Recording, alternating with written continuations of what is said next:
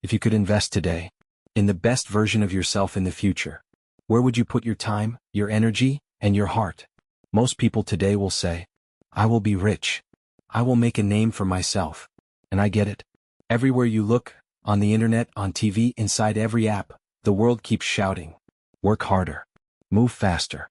Climb higher. Chase the dream. Chase the image. But here is the truth no one tells you. You do not chase your future. You create it. You shape it with every action you take today. Success does not come to the one who runs the fastest. It comes to the one who becomes the person they were meant to be. Right now. Not someday. Not after you make it. But now, starting with who you choose to be today. We are living in the age of edited lives. Highlights. Perfect photos. Filters that hide the cracks inside. It is easy to believe that everyone else is ahead. That everyone else has it all figured out. But remember this. Real life is not edited. Real growth is not filtered. It is raw. It is messy. It is full of unseen battles and silent victories. You do not need to perform for the world. You do not need to polish your struggles. You only need to show up for yourself. Unfiltered. Unedited. Unapologetically real. Because the most beautiful life you can build is the one you are not afraid to live fully, cracks and all. But what if I told you that for the past 75 years, a group of researchers quietly followed 724 real lives, the rich and the poor, the fortunate and the struggling. They tracked not just what these people achieved, but how they felt, how they grew older, and most importantly, what truly made them happy. It was not fame. It was not wealth. It was not the chase for more. It was connection. It was love. It was the strength of their relationships. Success fades. Fortune shifts. But the people you walk through life with, they are what make the journey worth everything. It is called the Harvard Study of Adult Development. Started in 1938, and still going today. Two groups. Young Harvard students. And boys from the poorest neighborhoods of Boston. Year after year they answered questions. They opened their homes to researchers. They shared their medical records, their marriages, their failures. Not just their victories, but their struggles. Not just the good days, but the days they barely made it through. And from all of it, one message stands above the rest. A good life is not built on what you achieve. It is built on how deeply you connect, how bravely you love, and how openly you live even when life gets hard. Some lived the full American dream. Some fell apart. Some built lasting legacies. Some wrestled with the darkness inside them. And through it all, one truth kept repeating itself. It was not about who made the most money. It was not about who climbed the highest. It was not even about who looked the happiest from the outside. It was about who stayed connected, who loved deeply, who kept showing up for the people they cared about. In the end, the measure of a life is not the trophies you collect. It is the bonds you nurture, the hearts you touch, the love you dare to give and receive, even when it is not easy. Good relationships make us healthier. They make us happier. End of story. It is not money that keeps you well. It is not success that brings you peace. It is the people you walk through life with, the ones who show up even when it's hard, the ones who listen without judgment, the ones who lift you up even in your darkest moments. Your success is not measured by the things you own, but by the hearts you touch, the bonds you build. Because at the end of the day, what truly matters is love, and the people who choose to share it with you. It's not wealth. It's not fame. It's not working 80-hour weeks. It's the simple, messy, real connection between people. The moments when you truly listen. The times you show up without expectations. The love that flows freely without conditions.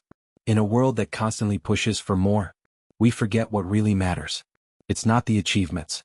It's the people who walk beside you. The shared laughs. The quiet support. The bonds that hold you up when everything else falls apart. At the end of the day, the most valuable thing we have is each other. And that's where true richness lies. Loneliness, it kills us. Those who feel isolated live shorter lives. Sickness comes earlier. Memories fade faster. But here's the truth. We are not meant to walk this world alone. Connection is our lifeblood. The people we share our days with, the ones who see us, hear us, and love us, they are the ones who give us strength. It is not the years we live, but the depth of the bonds we build, the kindness we give, the love we share. So don't wait. Reach out. Be present. Because true life begins when we truly connect. And here's the Stoic truth. It's not the number of people around you that matters. It's the quality of those relationships. You can be surrounded by a crowd, yet feel more alone than ever. You can have 1,000 acquaintances, but only a few true connections. What truly nourishes your soul is not the quantity of others, but the depth of the bonds you share. The ones who challenge you. The ones who lift you up. The ones who see you for who you really are. So focus not on fitting in, but on building meaningful relationships. For in the end, it's not the noise around you. It's the quiet strength of true connection that shapes your life. The Stoic knows this truth. Life is not about avoiding hardship, but choosing the right places to plant the seeds of your soul. A toxic marriage, a harmful friendship, quiet bitterness, these do not just break your heart. They destroy your body. They steal your precious years.